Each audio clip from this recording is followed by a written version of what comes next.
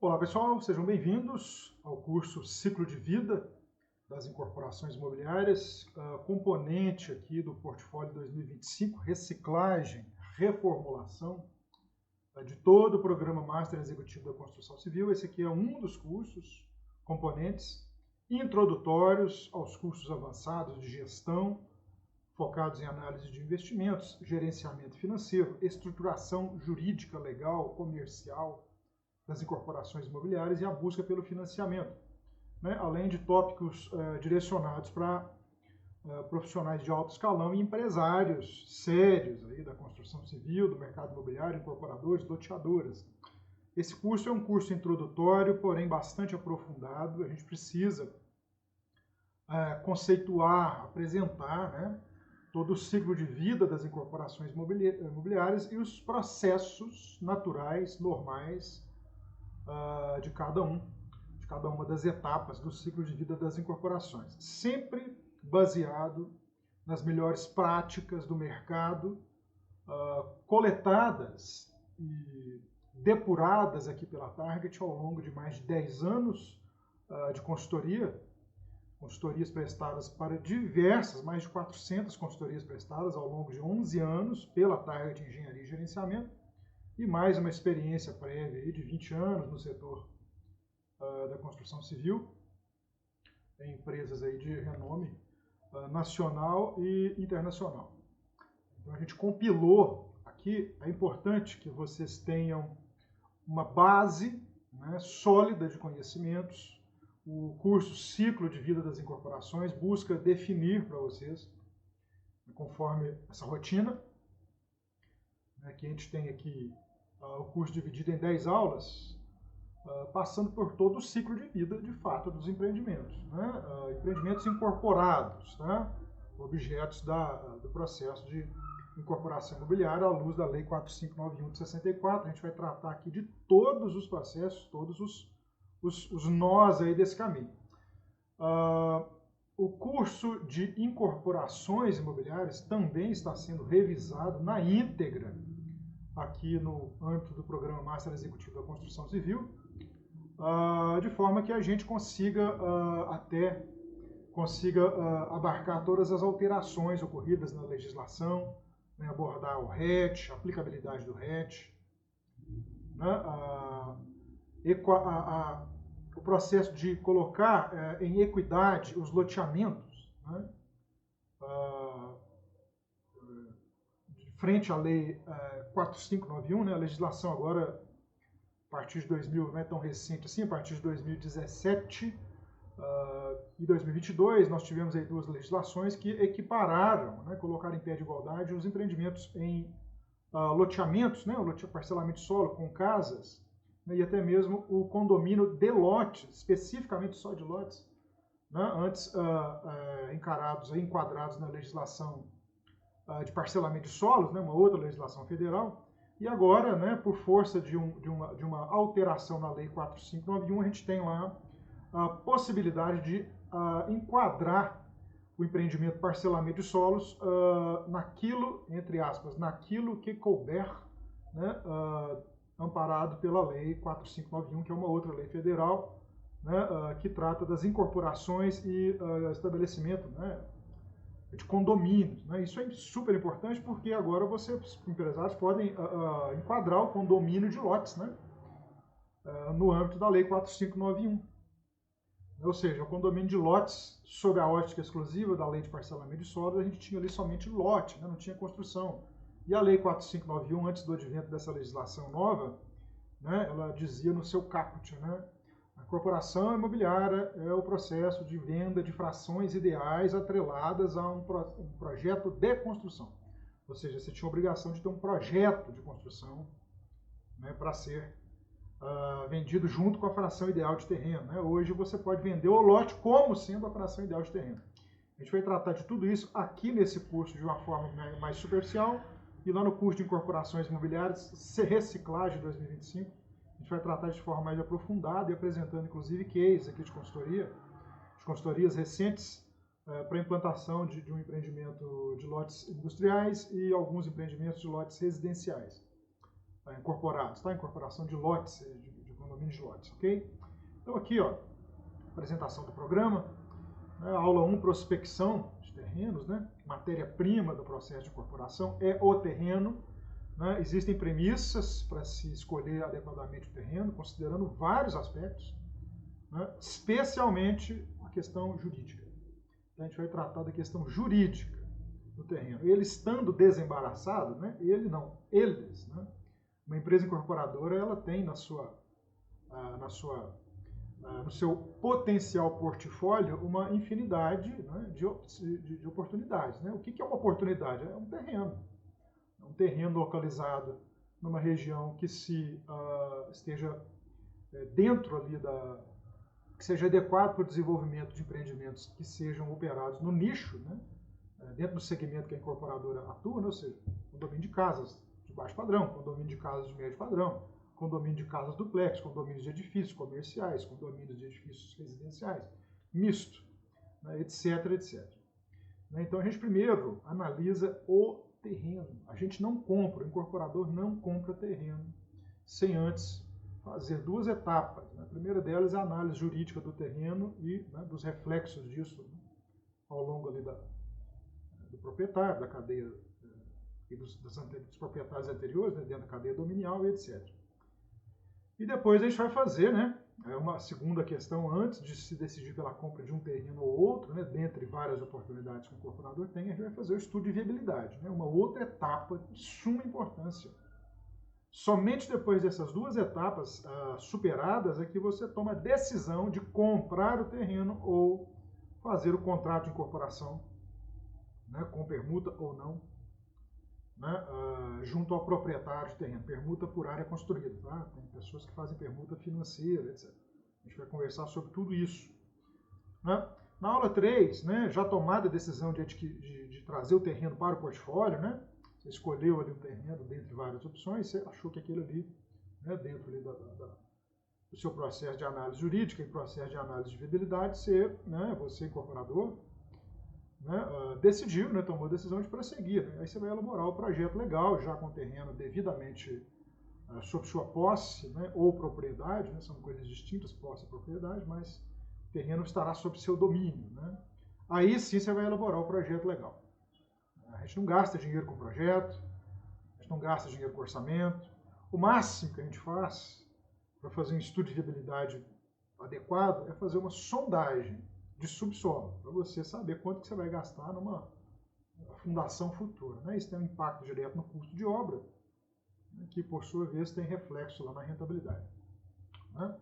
Então, a elaboração do projeto legal, né, com base no estudo de viabilidade técnica, a gente já tem, né, uma massa de construção, a gente já definiu o produto, né, o tamanho adequado do produto, o custo de construção, o padrão de acabamento. Todas essas informações a gente compila num documento, né, e passa para os projetistas. Né? Ali você tem uma infinidade de questões para você passar para o projetista. Você não vai passar para o projetista, eu quero um prédio assim assado, e esperar que ele te dê a solução. Né? Você já vai chegar para ele falando, eu quero um apartamento de 2 quartos, 2 quartos com suíte, 3 quartos com varanda, seja lá o que for. Né? Você definiu o produto na etapa 2, tá? Do ciclo de vida, qual a gente vai tratar aqui na aula 2. Né? A aula 2, estudo de viabilidade, tem como objetivo definir o produto. Tá? Não é só fazer uma análise econômica, é definir o produto que vai dar para a incorporadora o melhor resultado por metro quadrado construído e vendido no âmbito daquele potencial de construção, né, que o terreno proporciona. Ok? Então, a elaboração do projeto legal tem que ser precedida de uma série de estudos e você vai passar para o projetista, o arquiteto, o engenheiro, né, ou ambos, né, os requisitos do produto formalizados. Então, essa é a etapa básica, fundamental de uma empresa que precisa trabalhar de forma séria. Né? Aí, então, na aula 4, aprovação dos projetos e licenças. Né? Aprovar um projeto na prefeitura local para um prédio, uma casa, é simples, é relativamente simples. O trâmite está todo lá definido pela prefeitura. Né? Agora, um projeto de um loteamento, né, de um condomínio maior, né, onde você precisa fazer ali uma série de intervenções ambientais, movimento de terra, né, chegar com a infraestrutura lá, a questão já vai se tornando um pouco mais complexa, né? A gente tem aprovações aí de âmbito ambiental, a gente tem aprovações aí de âmbito, se estiver cortando rodovias aí, né? A gente tem que trabalhar com o DENIT, tem que trabalhar com o órgão ambiental, tem que trabalhar com o Estado, com a Prefeitura e etc. A gente vai tratar disso tudo lá na aula 4, né, para a gente aprovar o projeto, né? A gente está aprovando o produto, né? A gente desenvolveu o produto, agora a gente vai aprovar e obter as licenças para a execução do produto. Ok? E aí a gente passa, né? A gente pode fazer concomitantemente, ó, junto com a aprovação dos projetos lá nas instâncias, né, necessárias, a gente pode fazer o registro da incorporação. Tá? A gente trata em detalhes, né, inclusive o cálculo da BNT 12721, né, inclusive para loteamentos também, a gente vai tratar disso lá no curso de incorporações e também no curso de loteamentos. Aqui a gente vai falar bastante sobre a Lei 4591, mas não abordando de forma profunda como é que se preenche, como é que é a nuance aqui de um cálculo de área, etc. Esses são assuntos mais técnicos que a gente vai tratar lá nos devidos conteúdos. Tá? Aqui a gente vai falar sobre o artigo 32, né, da Lei 4591, que exige, né, lá tem toda a documentação, o conjunto de documentos para você desenvolver o book da incorporação a ser direcionado para o cartório. Essa aqui é a etapa fundamental. Porque sem o RI, né, fornecido pelo cartório depois da aprovação do empreendimento, você não pode vender as unidades, tá? Planta, tá? Incorporação imobiliária é venda de unidades em planta, né? Lançamento comercial e vendas, etapa aí de extrema importância. Né? O conteúdo dessa aula, desse processo, ele está aqui na tela, mas fundamentalmente, de que nós vamos tratar? Né? O lançamento, né, ele tem que ser precedido de uma estratégia comercial, né, de marketing. Né? Não o marketing do estudo de mercado. Então, o estudo de mercado ele é uma etapa do marketing. Né? A gente vai tratar aqui, nessa etapa, né, ao passo de que o estudo de mercado, enquanto parte do marketing, a gente trata lá no estudo de viabilidade, né, aqui a gente vai tratar dos outros processos do marketing, né, que é o treinamento, né, e a capacitação do pessoal de vendas. Tá? E apesar de a gente tratar desse conteúdo que está aí, ó, né, a intermediação via imobiliárias, a equipe própria, contratos, né, devem seguir os modelos registrados, etc. São ritos naturais, normais, né? Mas eu quero tratar bastante, além desses itens que estão aí na aula 6, né? Do ciclo, né? A aula 6 seria o ciclo 6 das incorporações. Eu quero tratar muito do treinamento do pessoal de vendas, do pessoal das imobiliárias ou o próprio pessoal direto. Vendas de empreendimentos, especialmente o empreendimento em planta, ele tem que ser uma venda técnica, tem que ser uma venda profissional. Não é simplesmente, né, no caso de empreendimentos em construção ou já com unidades prontas, levar o cliente lá e mostrar para ele, abrir a porta, deixa, isso aqui é o quarto, isso aqui. A pessoa tem que saber fazer uma apresentação técnica, né, abrir o memorial de incorporação, explicar para as pessoas qual é o padrão de acabamento registrado em cartório, esperado para o empreendimento, o que ele vai receber. É descrever o produto. Né? Tem imobiliárias cujo profissional de vendas, o corretor, ele não sabe sequer o que é uma área privativa. Né? Então, por exemplo, o sujeito vai lá com a mulher dele no apartamento, né? Leva uma trena, né, para medir ali a sala, onde cabe o sofá, a mesa, etc. No final das contas, ela vira e fala assim, né? Ou ele ou ela, né?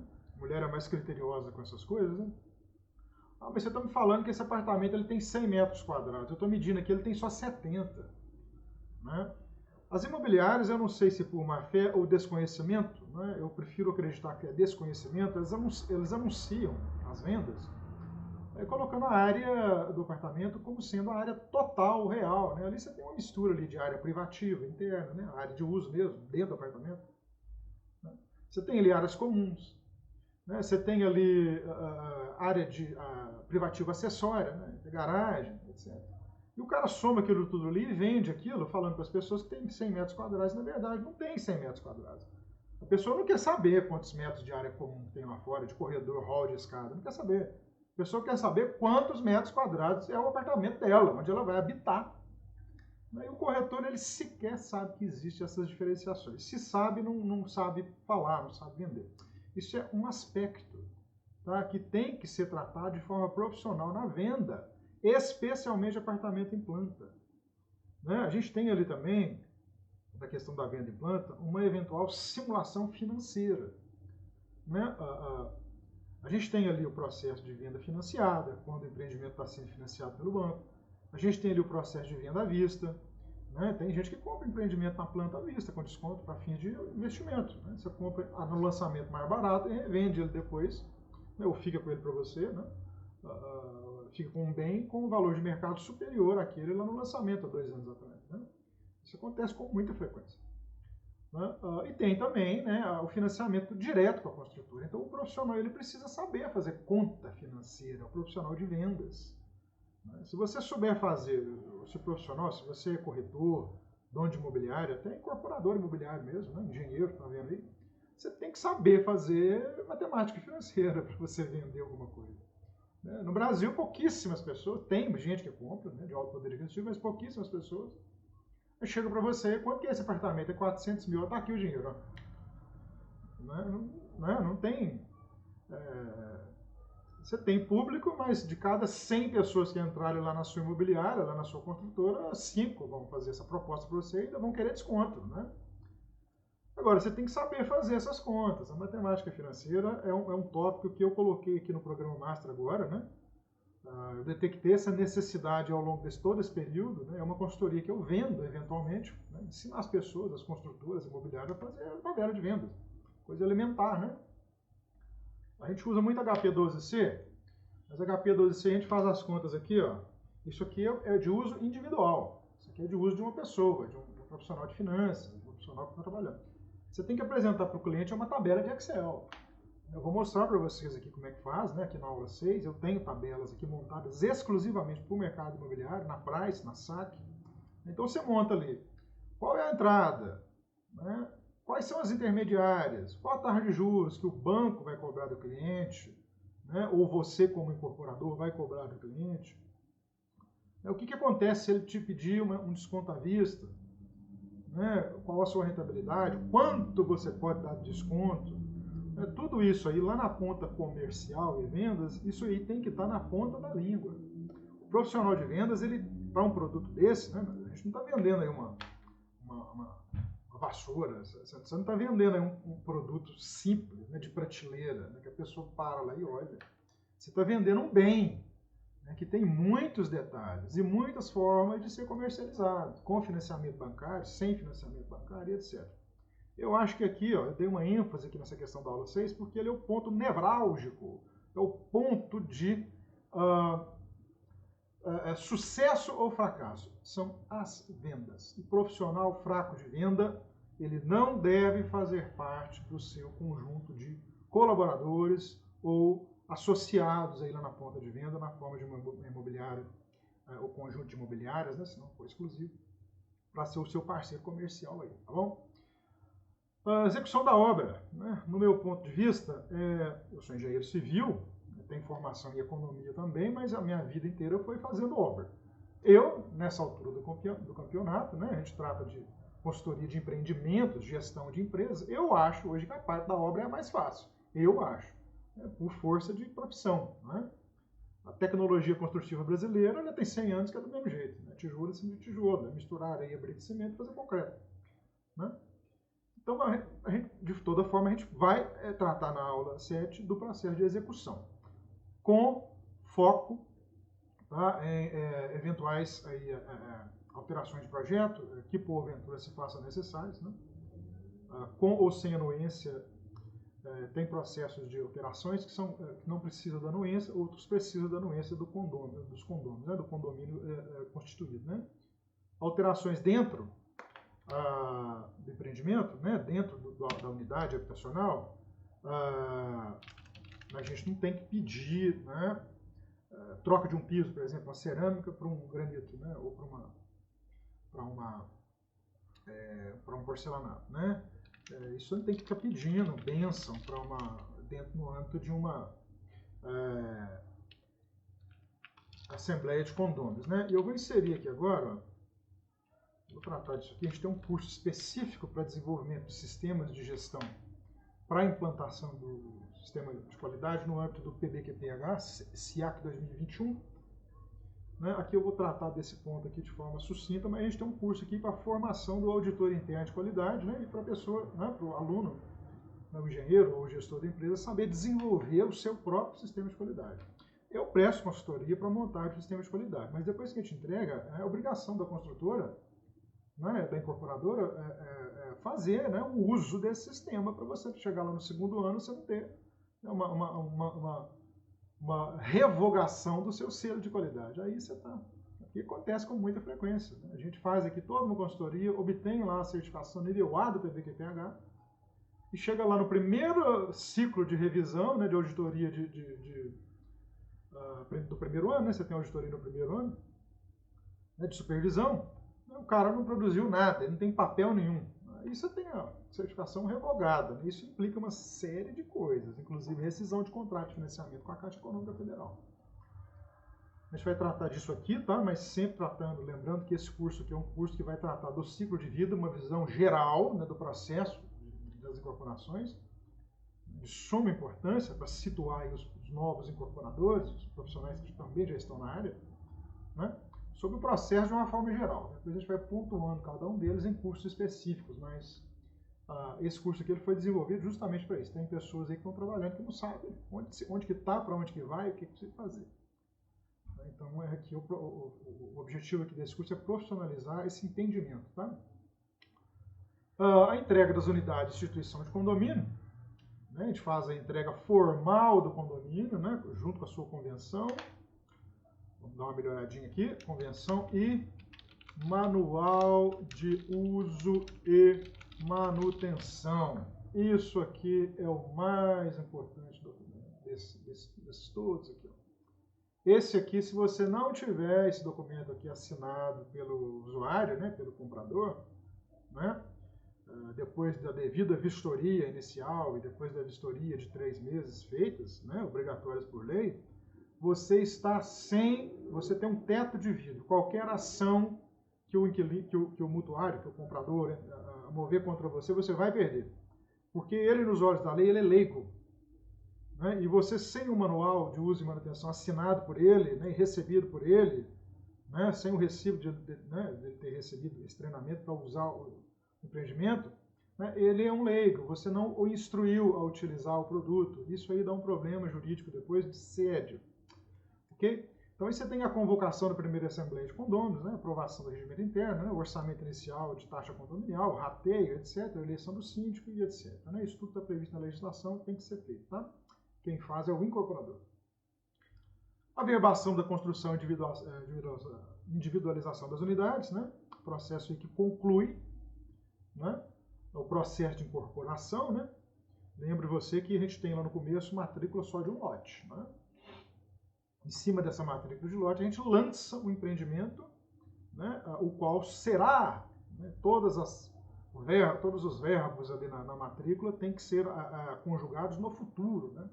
Então você tem lá um terreno, a verbação número 1, um lote de terreno, uma gleba com tantos metros quadrados, confrontando com isso e compondo uma área total de 1.600 metros quadrados, sobre a quadra, tal. Aí depois você tem assim, mudou a propriedade para fulano, tal. Lá no final não tem mais nada, né? Aí quando você entra com o processo de incorporação, o cartorário ele vai colocar um assentamento lá. Registre-se nessa matrícula o processo de incorporação tal, que se constituirá, né, pelo edifício a ser edificado, conforme as características abaixo. Né? Aí você descreve todos os apartamentos, né, coloca as áreas privativas, apartamento 101 a ser composto por área privativa de 70 metros quadrados, área privativa acessória de 12,5 metros quadrados, que se chama vaga de garagem, né? Área comum de tanto, etc., com área total real, né, total de tanto, né, fração ideal de tanto, você descreve ele lá. Né? Aí você vai construir o empreendimento. Quando você acaba o empreendimento, obtém uma BITS, né, essa matrícula, teoricamente, ela deixa de existir, né, e nascem ali os filhos dela, né, que são as matrículas individuais de cada apartamento. Né? Vou ensinar vocês como é que se descreve tudo isso, as taxas que vocês têm que pagar. O cartorário vai querer te cobrar aí o máximo possível, né? A gente tem um processo para tentar reduzir esses custos, né? E no final a entrega jurídica do empreendimento. Né?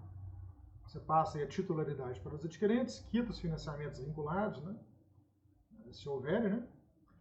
E passa então a ter, né? A gente acaba o ciclo, tá? Mas a sua obrigação enquanto incorporador e construtor, ela não cessa não, tá? Você tem aí uma série de garantias legais, garantias do financiador, né? Algumas manutenções aí você vai ter que fazer, né? A gente não consegue produzir sempre, produzir um produto 100% isento de defeitos aparentes ou ocultos, né? Então você tem aí um extenso período aí para você prestar, na forma da lei, né? Os serviços de manutenção corretiva, tá? Primeiramente preventiva, né? E depois você vai fazer a corretiva, né? No âmbito daquilo que é sua obrigação, tá? O manual de usuário e manutenção ele estabelece o que é sua obrigação, né? E o que não é passível de ser abarcado no processo de manutenção, né? Ou correção, né? Que porventura o defeito tenha sido ocasionado pelo usuário, fazendo um mau uso, né? Acontece muito do comprador quebrar alguma coisa lá, fazer um mau uso e chamar você para consertar. Né? O manual de uso e manutenção, ele separa as responsabilidades, tá? Mas isso não te isenta de ter uma certa responsabilidade, não, tá? Você precisa sempre ter uma... Quem produz um certo produto, né? Quem produz tem que dar garantia, né? Essa garantia, ela tem duas nuances aí. Se você for também, além do incorporador, você também for o construtor, né? Você é o responsável. Agora, se você contratou uma empresa terceira para construir para você, no total ou parcial, né, do empreendimento, né, essa responsabilidade é dele, né? Ela é sua de toda forma, tá? Mas você pode cobrar dele porque ele foi o responsável pela produção, a entrega do serviço, né? Então é assim que funciona, ok? Aqui a gente tem aqui um passo a passo, ó. A gente vai tratar de cada um deles, aqui de forma mais visual, tá? Sem entrar nos detalhes do conteúdo, né?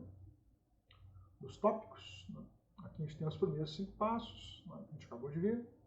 E aqui os outros 5 passos, né, compondo aí o processo, né, o ciclo de vida das incorporações, né, dentro dos 10 passos. Dentro desses 10 passos, a gente tem vários outros processos aí que a gente precisa atender, né, para trabalhar de forma mais profissional possível. Aqui então a gente encerra, tá, a apresentação do programa deste curso. Tá? Eu vou entrar aqui no próximo trecho, desenvolvendo aqui esses temas, tá? Da aula 1, apresentar para vocês aqui um checklist, né? Falar um pouco aqui sobre a questão da caracterização, né, do incorporador, né? Quem pode ser, quem não pode, né? Se você pode ser incorporador, mesmo não sendo dono do terreno, como é que funciona essa questão, né? É importante ter isso em mente, né? Porque você evita de gastar logo de cara, né, com a compra do terreno, fazendo o contrato de incorporação.